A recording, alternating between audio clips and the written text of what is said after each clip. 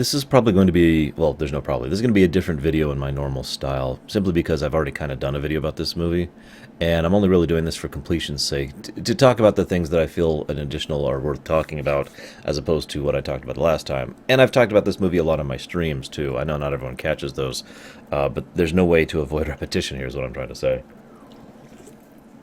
I will start off with something that may or may not drive people away from this video. This video was almost a lamentation. It was in consideration for one. I'll wait if you want to close the video. It's okay, I understand. I imagine a lot of people closed the video after my big diatribe at the beginning of Nemesis. But you notice it does not say lamentation at the top there. And it's funny because when I look back at Introduction, when I rewatched this, I actually enjoyed it more than I should have, but I could tell you why that is. I could fully analyze why I enjoyed this film. Because, okay, I've talked about this before, and I'll talk about this again. In my opinion, Roberto Orci and Alex Kurtzman, and I hope I'm pronouncing their names wrong because I hate them, are the worst writers that I've seen in a really long time. These two gentlemen have a pretty impressive list of bad scripts under their belts. It's funny because they've also been working on a few films that aren't known for having bad scripts. They're not known for having good scripts either. But if you pay attention, in basically every film they've done, there's usually one other person, or on occasion two other people, who are basically working on the script with them. And I feel, and this is one of those situations where how bad the script is comes down to how much of an influence those two had over the script versus the other people. I mentioned back in 2009 that Abrams exerted more control over the script, and this is why I'm mentioning that and why it was relevant. Because 2009's script was a lot more tight and a lot more focused as far as its overall story arc and the way the story proceeded and the way the character development proceeded than this one, which, well, I made the argument once that this film does not actually have a theme, which is one of its problems. But then one of my viewers actually mentioned that, no, this movie has like 50 themes, and that's its problem. And in hindsight, I think that's actually a good way to describe this film. Before I go any further, though, I want to state why I enjoyed this film. The actors do a really good job. Okay, I really do enjoy the actors' performances of the classic characters. I think they really nail the roles pretty well, and in many cases, at the very least, match their predecessors. So don't think this is some kind of, oh, it's the new thing and therefore the old is better, because that's not my mentality here. In actual fact, I think in some cases the new characters work better than the old characters, and I hate myself for saying that as a longtime Star Trek fan, but Zoe Saldana, as I mentioned back in 2009, really nails Uhura. She's, in my opinion, the strongest actor, if not, or at the very least tied for the strongest actor, the other one being Zachary Quint. I've suddenly forgotten if that's his name or not. The gentleman who plays young Spock. Both of them did a really, really amazing job of putting forth their performances of Uhura and Spock, respectively. And so there's some really good acting on display. And of course, I'd be remiss if I didn't mention that Benedict Cumberbatch basically does Khan perfectly. And I mean that sincerely. If I was trying to think of exactly how to portray Khan, and I mean no offense whatsoever to Ricardo Montalban, but Benedict Cumberbatch nails the role. Like I said, almost perfectly. I've talked about this before. I've gushed about it before. I'm not going to rehash what I talked about there. Suffice it to say, his portrayal of Khan was basically perfect. The director. I like Abrams. I think he's actually a very talented director. I've said this before. It's one of those weird things. I always find myself in a weird situation when it comes to internet opinion. In that sometimes I agree and sometimes I don't. And when I don't, I feel that need to point out, well, like I've said before, with regards to two other directors, both of which I'll be mentioning in this video, I feel Abrams is actually a talented director. The thing is, there are a lot of directors out there which are talented in general. They can just they're just good directors. Jonathan Frakes, Steven Spielberg, Stanley Kubrick, if we want to go back to the old stuff, Kurosawa, if you want to go back to basically the guy who invented cinema for all intents and purposes. Directors who can just direct and they're amazing at it. Then there are directors who are good at directing this type of thing. There's a reason why there's actually usually multiple directors working on a film. And then the reason why there's such a thing as a second unit and the second unit director and that kind of a thing. Because usually some people are really good at pulling a good performance out of character moments. Or some people are really good at performing a performance out of an action scene or that kind of thing. one of those directors I mentioned that I'm going to defend here is George Lucas. The man knows cinematography. He is a film geek. He knows how to do patterns in the presentation and style of his films. He knows how to make it so that visually, and in terms of editing and whatnot, and the way the scenes are presented, that there's something there. He doesn't know how to write worth a damn, and he doesn't know how to direct character stuff worth a damn. He is terrible at both. I talked about this back during my Star Wars videos. But the stuff he's good at, I think the man deserves genuine props for. But there's another director I want to bring up, and this is where things get kind of weird.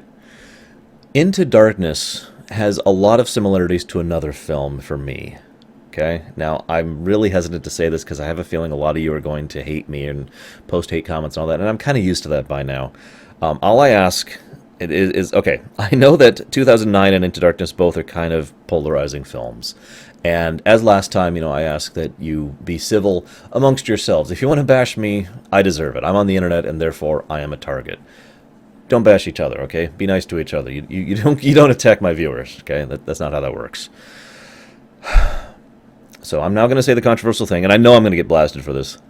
But this film, in many ways, reminds me of Transformers 2, Revenge of the Fallen. Hear me out. Michael Bay, who is the third director I was going to mention, is a talented director in his own right. Now, I've said this before, and I'll say it again. Michael Bay's directorial style is not explosions, okay? That's all second unit stuff, and most of the time he just says, go make explosions and make it awesome. And that's almost his exact words. What Michael Bay's directorial talents actually lend themselves towards is a weird combination of down-to-earth perspective while still elevating the little man. There have been people who have actually analyzed his films, really deconstructed them, and you could see his style in basically every film he's ever done. I mean, the Transformers, especially the first Transformers, is a really good example of this, but arguably Armageddon is probably the single most textbook example of the Michael Bay film.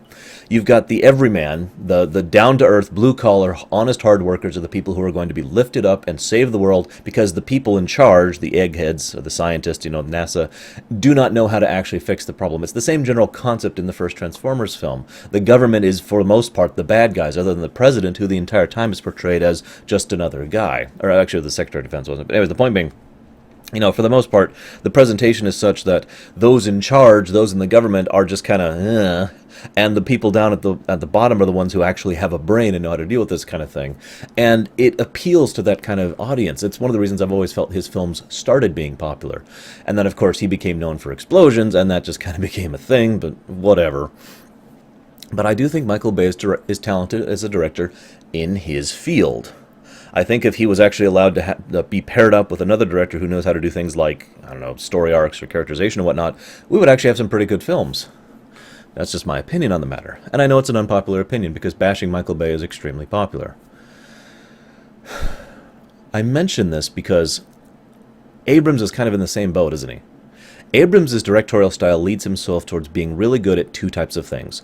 Setup, leading to payoff, and energy. I specifically say energy, not action, because a lot of his scenes don't have action. And this is true in Lost, or anybody who's watched that, or any of the other things he's directed. It's very obvious that sometimes nothing big is happening. There's not some big gunfight or whatever, but you feel the tension, you feel the pace running through the scene. He's good at and I mentioned this with regards to Nicholas Meyer as well, who's another director who's just good overall, in my opinion, by the way. But Abrams can pull energy out of a scene where there shouldn't be any. I'll be talking about that specifically in just a moment. So he's good at energy, and he's good at that whole build-up thing. He's good at laying his scenes in his style in a way that makes it so that there's a beat to it, and it's all building up to a moment, and then he knows how to pause. He knows how to pull a scene so that everything just kind of stops, and that's when the hammer hits, so to speak.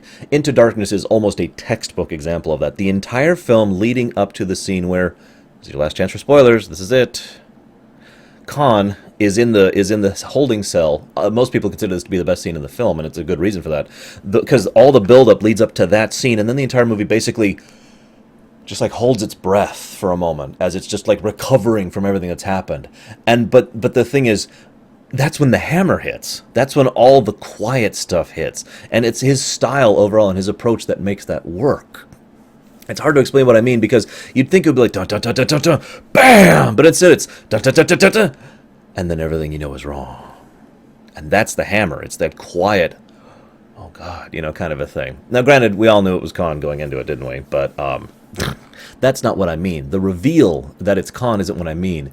The reveal is about what's actually been happening with Starfleet. The reveal is that Khan has his symphony. The reveal is the character moments, the revelation of how they did it. That's Abrams' style right there. Bam! That's what he does.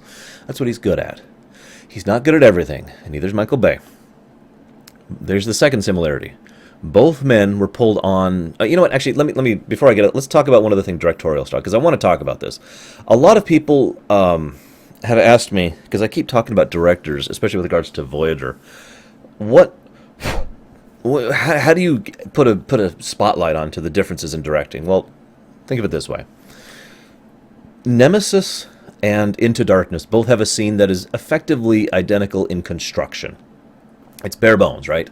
Data has to run and jump from the Enterprise to the Mary Sue ship, which I'm still refusing to call it by its name, and Kirk and Khan have to jump from the Enterprise to the Vengeance, right?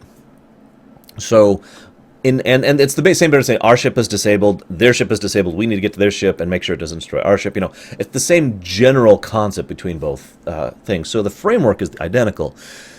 I would argue that the scene in Into Darkness is basically way better. And it's not just the effects, because I personally think that if Into Darkness used the same special effects style and time and, you know, previous, all that fun stuff, as Nemesis had, it would still be a better scene. And the reason is directing. A director determines where a camera is for a scene, where it moves, how it moves, where the people move. The director talks to his actors and says, this is what you're feeling. This is what I want from you. This is how I want you to deliver this line. This is how I want you to emote yourself, you know. Now, an actor still has a lot of control over how they act. But a director can both kill a performance by being a terrible director. I've talked about this before, and indeed with regards to Nemesis. But also, a director can pull a good performance out of an actor who's only mediocre or subpar. It's like, I want you to do this, I want you to do that. So that's the first thing the directors do. So Data's scene has almost no character moments of him jumping over there. It's just... Abrams' scene has lots of moments, lots of close-ups. I want you to be portraying yourself in this way. I want you to be acting this way. And has a lot of cutting back and forth between the people to try and emphasize the energy of the scene. Second point, a director usually exerts a lot of control over the editing of a movie. And I say usually because sometimes directors don't bother with editing at all. Sometimes a director will only be the guy on the set with the cameras and what, and then he'll hand it off to the editors and walk away. Abrams is the kind of guy who goes to his editors and say, no, I want you to do this, I want you to do that. And admittedly, a fairly large number of directors also direct during the editing process. Because, I mean, they take way more takes and way more footage than you actually see in the movie, right? So chop it down, chop this here, make this, cut to this scene, cut to this scene. That's still all directing, right? Going back to Nemesis, what we had was probably one of the dumbest editing jobs I've seen and made the whole thing seem silly. This is ironic because the gentleman who directed that film, whose name I've already forgotten because screw him, was an editor. But Abrams sat down and said, okay, I want you to do this, I want you to do that, I want this kind of a thing for this scene. And sometimes a director can go to the special effects department and say, I want you to emphasize this.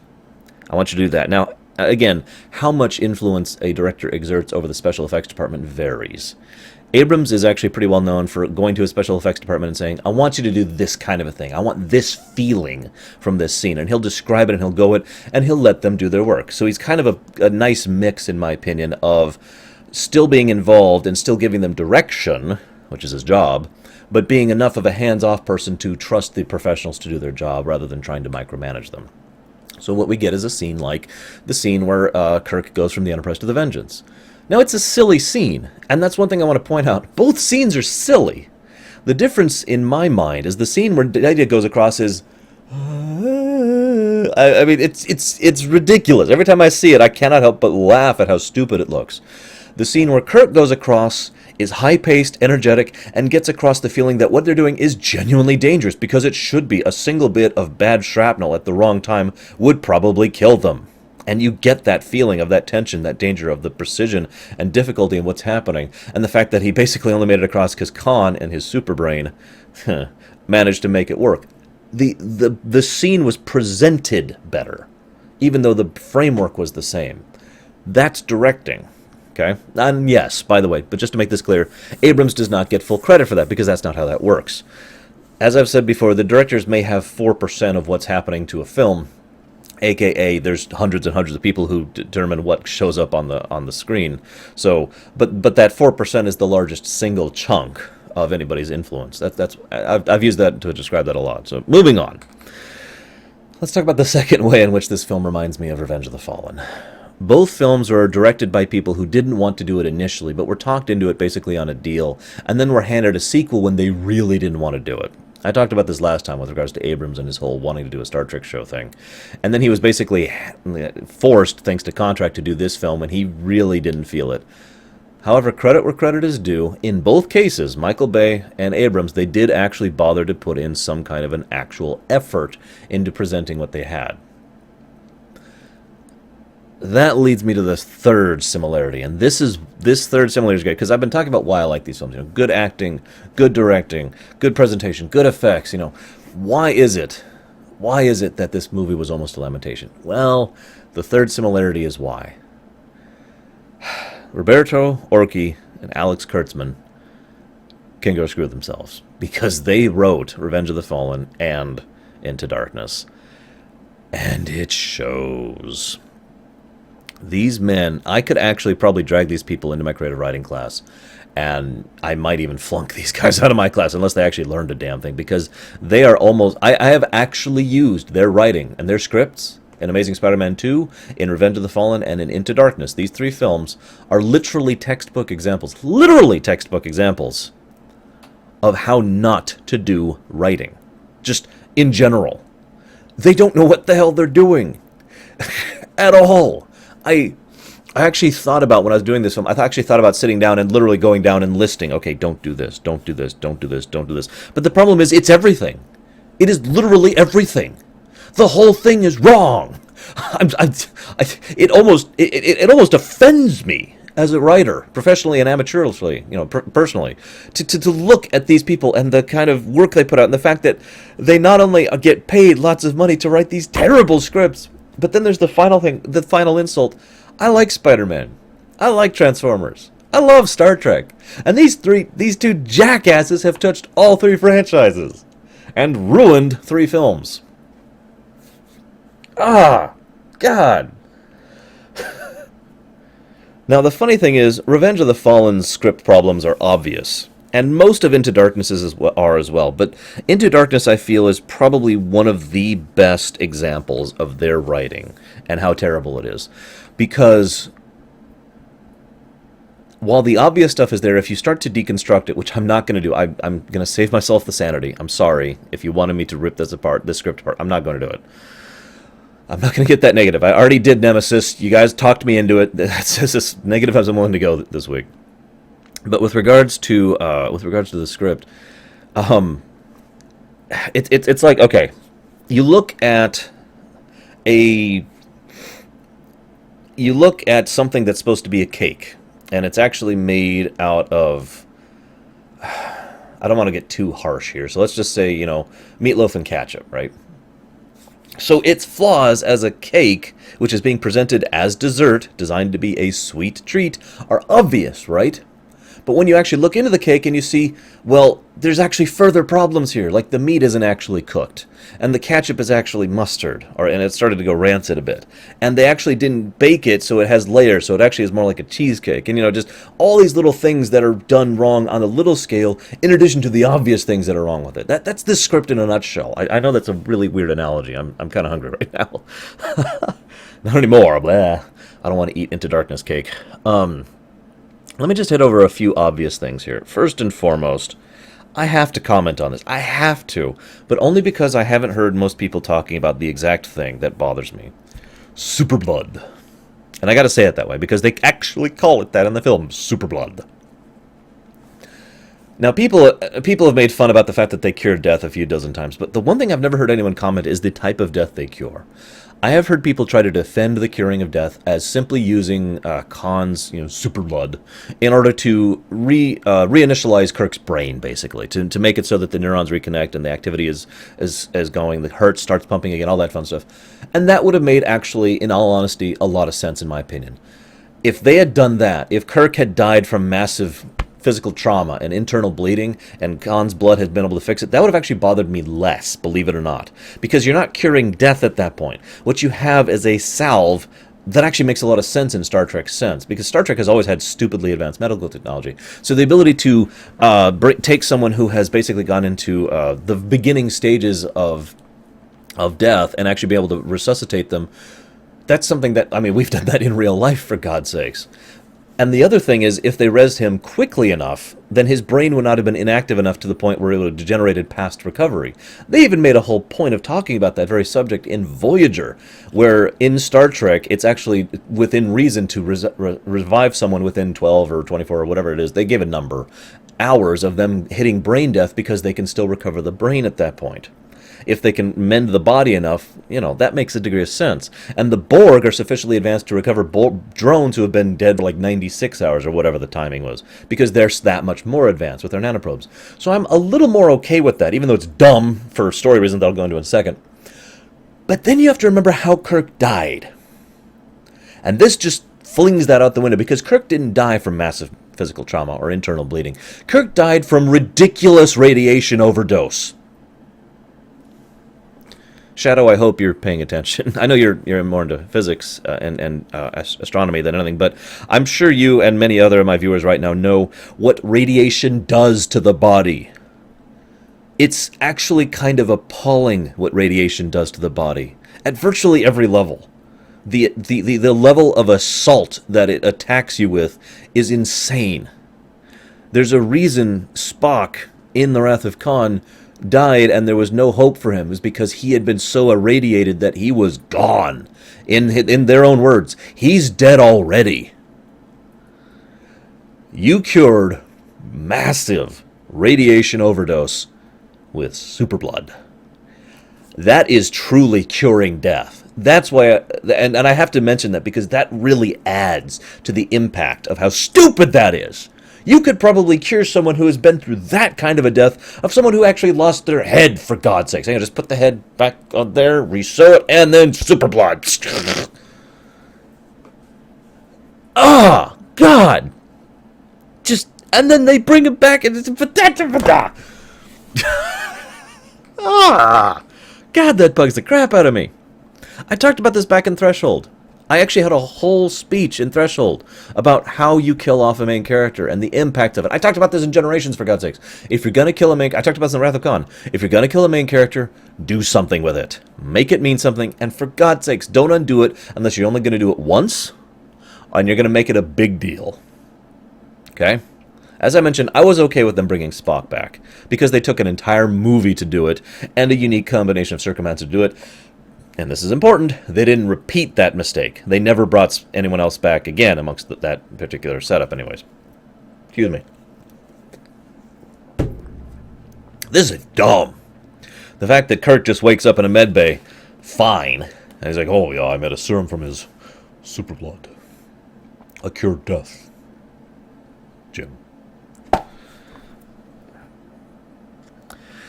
What does Kirk's death mean then? Thematically, nothing, basically. What does Kirk's death mean in terms of the plot? Well, you could argue that it gives Spock the motivation to go after Khan, but I think he had that motivation anyways, so I would disagree with that. What does Kirk's death mean with regards to their friendship and their characterization? This is the one and only thing I'll give the movie. It really, I mentioned there's lots of themes running under this film, and there is actually one theme that I guarantee you was not done deliberately by the writers, because I cannot give them that kind of credit. And they've never talked about it in any of the interviews I've seen of them. However, I have seen Abrams talk about this, and some of the actors. So again, I don't think the writers actually put this theme into the film. There is an overarching theme. There is in Into Darkness, and that theme is, what would you do? For people you care about, for those you love, for those who matter to you, what would you do? At the beginning of the film, we see a gentleman who works at Starfleet who is willing to kill himself and several of his co-workers to save his daughter's life. Technically, before the film even begins, we see Khan willing to make this super weapon for someone who is obviously stupid and even more evil than Khan is, at least in my opinion, and willing to go through all this horrible stuff in order to save his crew, his people. we see that Kirk is willing to violate the Prime Directive and basically possibly screw up this planet's people and their culture and religion for however many years to save Spock's life. We see that Spock is willing to die in order to salvage what he believes in, and so forth and so on. I'm only like 10 minutes into the film. The whole film has shades of this everywhere. In this scene, we see that Kirk was willing to do what Spock did back in Wrath of Khan, and for the same basic reasons. This is the Kobayashi Maru. I am willing to lay down my life because it is important enough to me to save my people in order to do so. My life is easily forfeit for that price. And that's the one thing I will give that scene. Then they bring him back. Now, everyone agrees that bringing him back was a dumb move. But the thing I most often hear is, why didn't not make Star Trek 3 The Search for Kirk? And I've heard that theory a lot, and it sounds great and awesome, but I actually disagree. I know this sounds weird, but this is a new Star Trek. And if I was put in charge, I would argue stringently.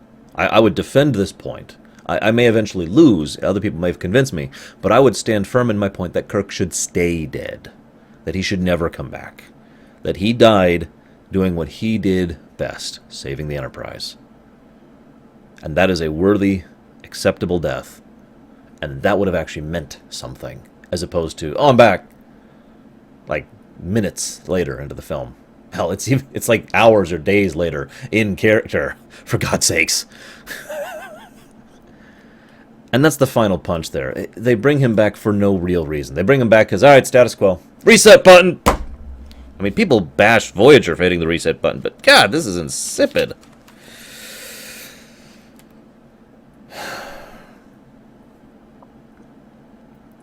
I hate these writers so much. So I had to comment on that. Let's comment on something else. I don't know if you've ever seen a galaxy map of Star Trek. You're probably, if you're watching this, there's a good chance you're enough of a geek to have seen something. So you know that the Earth is like right here. If this is the galaxy, the whole galaxy, Earth is like right here. And Kronos is like way over here. It's a really long distance. It's a pretty long trip. Even in Star Trek, I shouldn't say even in Star Trek, because warp travel is relatively slow in Star Trek. But it's quite a ways away.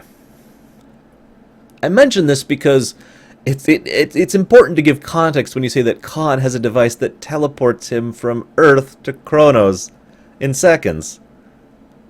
So Khan has developed a teleporter.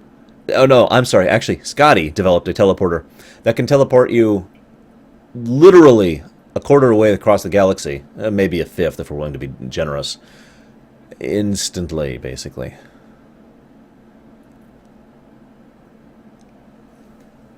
Unlike the Kirk being revived thing, I don't even feel the need to add anything to that. That's insane. This is one of the things, I do want to deconstruct this one point. It's one of the things that's indicative of their writing style. Jackass 1 and Jackass 2, I don't care about remembering their names anymore. I have them written down, but screw them. They don't deserve that much respect. J1 and J2 have this, that's funny, I didn't even think, okay, let's not call them that. We'll call them Bastard 1 and Bastard 2. B and B, haha. Damn it, I can't avoid the Star Trek jokes here. These two bastards like to construct scripts in which things happen because they need to happen. It's actually classic 101 writing failure. In other words, an event happens in service of the plot and for no other reasons. It doesn't make sense, it's not logical, it doesn't flow from the themes, it doesn't make sense for the characters. It only happens because the plot demands it. Everyone's seen this across films, across movies, across games. The plot demands A, therefore A happens. It is classic bad writing. The problem with these guys, and why I give them so much flack, is all of their events happen like that. Everything that happens in this movie is, well, the plot needs it to happen, so, p'kong. There's no sense put into anything. All of the events of Into Darkness are basically tiny little cells of events that are, for all intents and purposes, unconnected. The only connection is that overarching theme, and again, I give that to the directors and the actors, not them. So there's no real connecting point between these. It's just a series of events that happen. In the most cases, these events are completely unconnected to each other, thematically, character-wise, etc. There's a scene, for God's sakes, where they're about to go to this dangerous, horrible mission, and they actually stop to have a heart-to-heart about their relationship. Why does that bug me? Because not only does that interrupt the flow of the movie, I'm not saying the heart-to-heart was a bad thing. It was a good thing. It should have happened elsewhere. It shouldn't have happened in that situation, because that situation's dumb. and makes the characters look like teenagers in a bad way, but it also interrupts the flow of the movie. It's like, I've talked before about pacing, and a good pace can sometimes be like, and then stop dead, as an impact point. I talked about that before, even in regard to this movie. But that particular scene is more like racing down a highway and suddenly slamming on your brakes for 2 seconds for no reason, and then trying to reaccelerate. You lose all your momentum, there's no real impact of it because it's a mistake, and nothing is added to it, and then you keep going slower, and with having lost all the impact, the impetus, the momentum that you had going. It's gone. You know what? I'm done. I'm going to stop talking about how terrible writers they are. But I feel it's relevant to mention that their writing is so terrible that I almost made this film a lamentation solely based on the script. It is worth noting Revenge of the Fallen is also not a lamentation. If I can keep comparing the two films for just a moment. One of the things that's funny is Revenge of the Fallen has a theme as well, but it was also not intended by the writers. The theme of Revenge of the Fallen is, I know this is going to sound weird to you, faith. The idea of believing in something bigger than yourself and having faith that things will unfold in a certain way. I'm reminded of Star Trek VI, believe it or not. You must have faith that the universe will unfold as it should. And that theme is actually a weird undercurrent through most of the Revenge of the Fallen, but again, was not intended by the writers, especially given that so many of the scenes that had that theme so prevalent are scenes that were not actually written by the writers, because there was a writer's strike and they started work on the film before they'd actually written the script. I'm not going to defend that film too much. It's still a bad film, but the similarities continue to be striking because, again, that whole theme that wasn't intended thing. While I'm on the subject, both films get blasted for... You know what? No, I'm done. I'm done talking about the negatives. I really am. One other thing I do want to talk about when it comes to Into Darkness is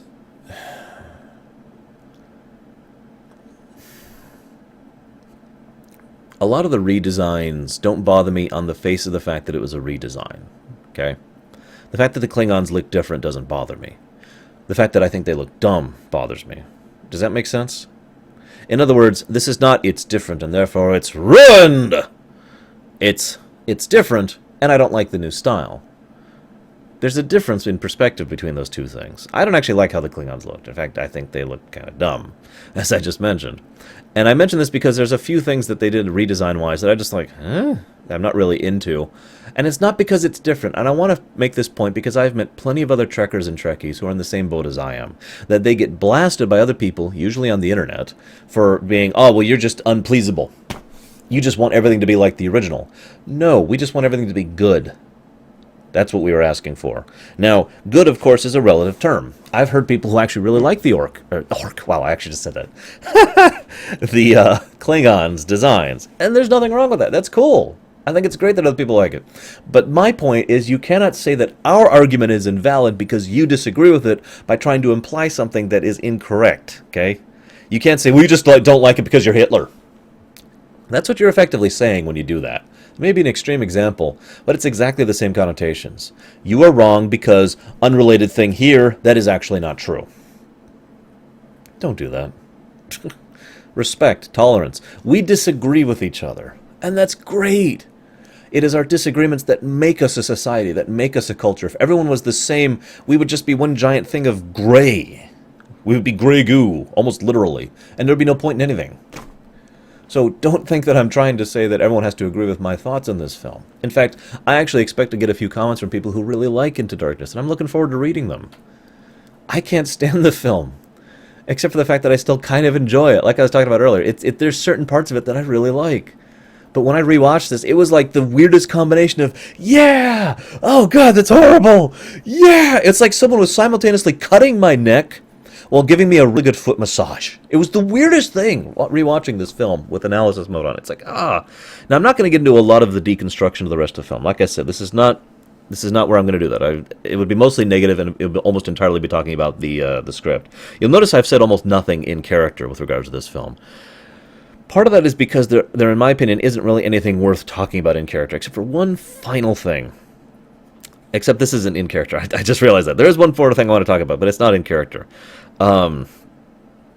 There's nothing... I mean, I could talk about,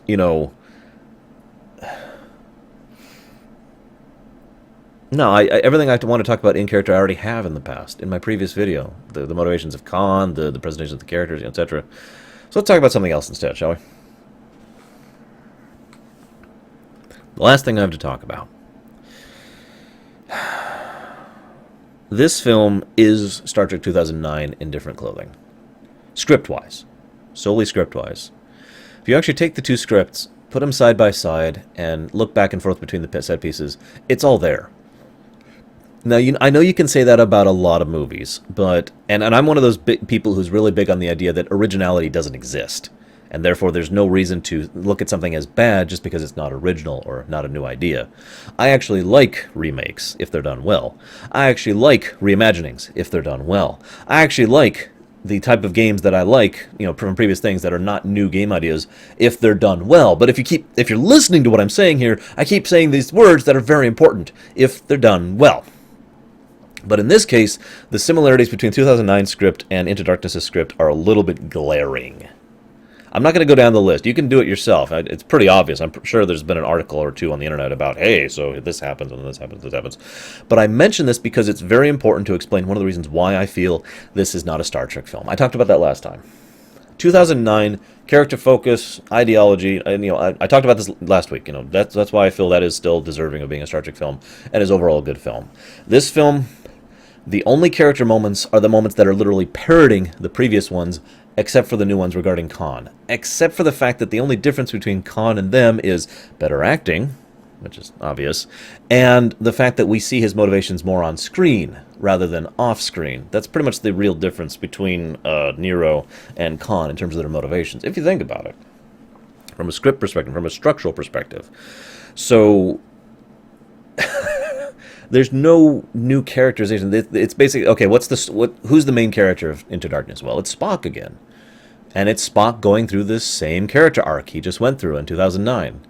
And what's happening with Kirk? Well, he's going through this same character arc he just went in 2009. What about Uhura? Well, she's going through this same character arc she just went through 2009. It feels like we're backpedaling so we can tread water for a little bit longer. And it feels lazy. And that, again, is one of the things that I point to these writers, Dumbass A and Dumbass B, as being a bad writing. They tend to write lazy writing. It's the same concept that goes into things happen because the plot demands it. It is a form of laziness. Rather than actually sitting down and thinking out, okay, this needs to happen here, so I need to find a way to make it so that makes sense in story and actually flows to the theme of the work. No, let's just make something happen. It's the same concept. It's just laziness. Well, let's make Spock go through the I'm a hybrid thing again. And let's make Kirk go through the I'm a jackass thing again, and I need to command the Enterprise. And let's make Kirk lose command of the Enterprise for dumb reasons, and then immediately be put on, and I mean like within minutes, be put back onto the first officer slot, and then not too long after that be given the captain's chair again. Just bam, like that. What? I'm done. I'm tired of being negative. This is the end thing. There's no bonus video after the end of this. This is the last of my look at the Star Treks. I know they're working on Star Trek 3, aka 14 or whatever for the next one. If you've been paying attention, way back in the first film, in the motion picture thing, I talked about the odds and evens rule. And back during the Galaxy Quest thing, I pointed out that the odds and evens rule is technically true depending on your perspective, depending on your viewpoint. And in my viewpoint, this is Star Trek 13, as opposed to Star Trek 12, aka an odd movie, aka not good, or not as good at the very least. That means theoretically the next movie will be an even movie. Do you think this... Well, I'd love to hear your guys' thoughts. Do you think this is going to continue? Do you think it's going to work forward? I mean, the problem... And I'm going to go ahead and talk about the new movie just for a little bit here, because it's been asked of me. The problem with the new movie that's coming out, Star Trek 14 or whatever, is that it has virtually no studio support. If you look into the behind the scenes, if you look into what's been going on with the construction of the film, yes, Simon Pegg is working on the screenwriting, along with a guy I've literally never even heard of before. I've looked at his credits, and I was like, who the heck is this guy?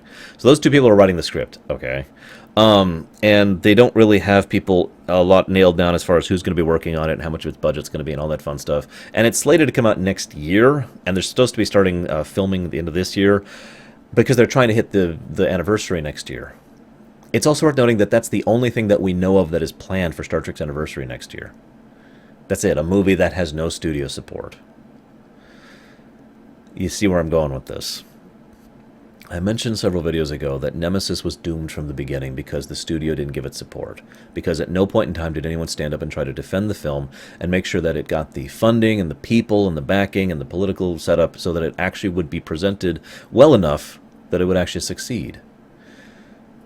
It's a little too early to say, but everything I've seen so far about the new one is exactly the same scenario. And I really, really, really hope I'm wrong. But I feel like we're about to see Star Trek die again. This may also be why Renegades has not yet been renewed by CBS. Although that could also just be because CBS are the soulless harbingers of doom. Who knows? I really hope I'm wrong on this. I would love to see, Star Trek 14 succeed. I would love to see a new Star Trek show. Realistically, though, I think we're not going to. And that sucks. Shrug. Live long and prosper, guys.